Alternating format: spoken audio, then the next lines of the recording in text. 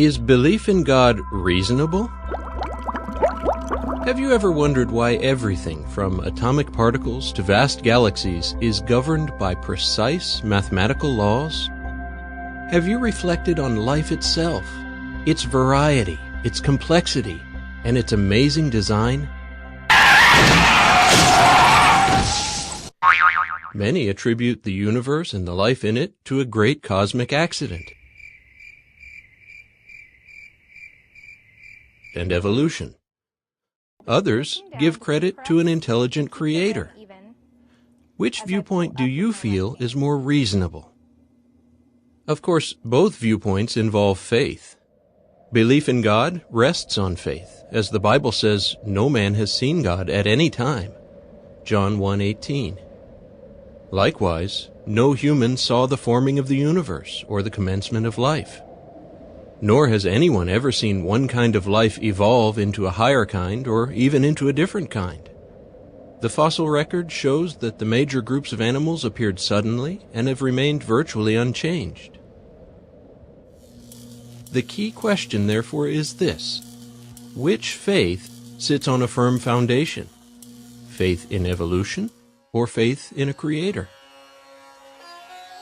Is your faith based on solid evidence?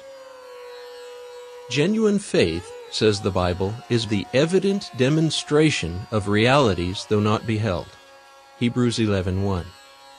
The New English Bible renders the verse this way: faith makes us certain of realities we do not see. No doubt you can think of a number of unseen realities in which you firmly believe.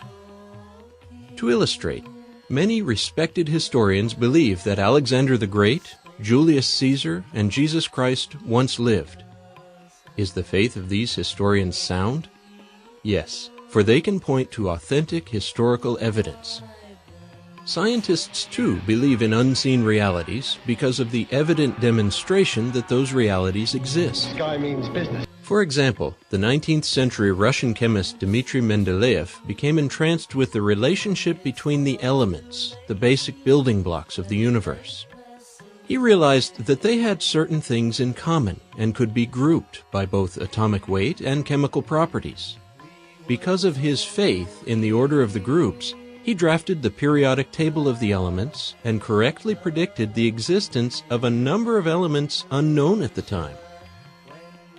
Archaeologists draw conclusions about earlier civilizations, often from items that have lain buried for thousands of years. Imagine, for example, that an archaeologist has unearthed dozens of carefully cut stone blocks of precisely the same size, neatly aligned on top of one another. They are also set out in a distinct geometric pattern that does not occur naturally. What would the archaeologist conclude? Would he attribute his find to coincidence? Most likely not. Rather, he would interpret it as evidence of past human activities, and that would be a reasonable conclusion. To be consistent, should we not apply the same reasoning to the design manifest in the natural world? Many people have taken that view, including respected scientists. The following is supplementary information. Should religious evils justify disbelief in God? Many people do not believe in a creator because of the well-known abuses and corruptions that blacken the history of many religions.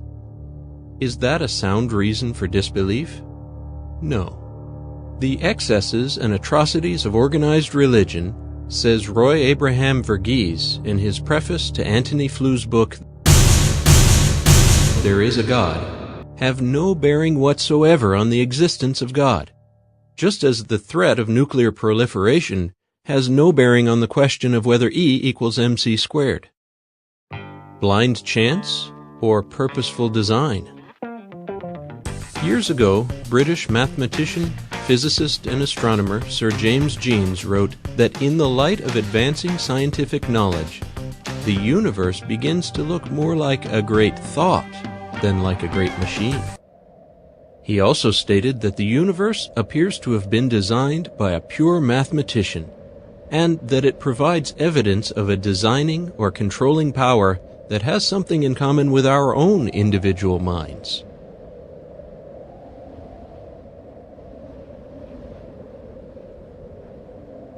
Other scientists have arrived at a similar conclusion since Jeans penned those words. The overall organization of the universe has suggested to many a modern astronomer an element of design, wrote physicist Paul Davies. One of the most famous physicists and mathematicians of all time, Albert Einstein, wrote, "The fact that the natural world is comprehensible is a miracle."